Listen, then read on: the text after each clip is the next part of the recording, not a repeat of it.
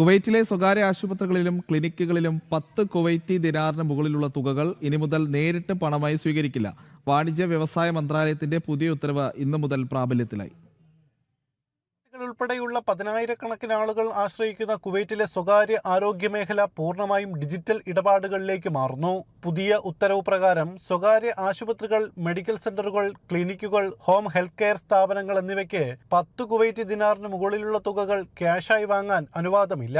10 ദിനാറിന് മുകളിലുള്ള എല്ലാത്തരം മെഡിക്കൽ സേവനങ്ങളുടെയും പേയ്മെന്റുകൾ സെൻട്രൽ ബാങ്ക് ഓഫ് കുവൈറ്റ് അംഗീകരിച്ച ബാങ്കിംഗ് അല്ലെങ്കിൽ ഇലക്ട്രോണിക് പേയ്മെന്റ് ചാനലുകൾ വഴി മാത്രമേ സ്വീകരിക്കാവൂ. കള്ളപ്പണം വെളുപ്പിക്കൽ തടയുന്നതിനും സാമ്പത്തിക ഇടപാടുകളിൽ കൂടുതൽ സുതാര്യത ഉറപ്പാക്കുന്നതിനുമാണ് ഈ കടുത്ത നടപടി.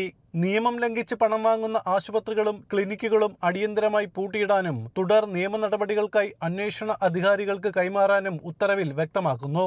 ഇന്നു മുതൽ തന്നെ ഈ പുതിയ നിയമം പ്രാബല്യത്തിൽ വന്നിട്ടുണ്ട്. അതിനാൽ സ്വകാര്യ ആശുപത്രികളിലേക്ക് ചികിത്സയ്ക്കായി എത്തുന്ന പ്രവാസികൾ ഉൾപ്പെടെയുള്ളവർ 10 ദിനാറിൽ കൂടുതലുള്ള ബില്ലുകൾ മാറാൻ തങ്ങളുടെ ഡെബിറ്റ് ക്രെഡിറ്റ് കാർഡുകളോ ഡിജിറ്റൽ പേയ്മെന്റ് സംവിധാനങ്ങളോ കൈവശം കരുതേണ്ടതുണ്ട്. ജനം, കുവൈറ്റ്.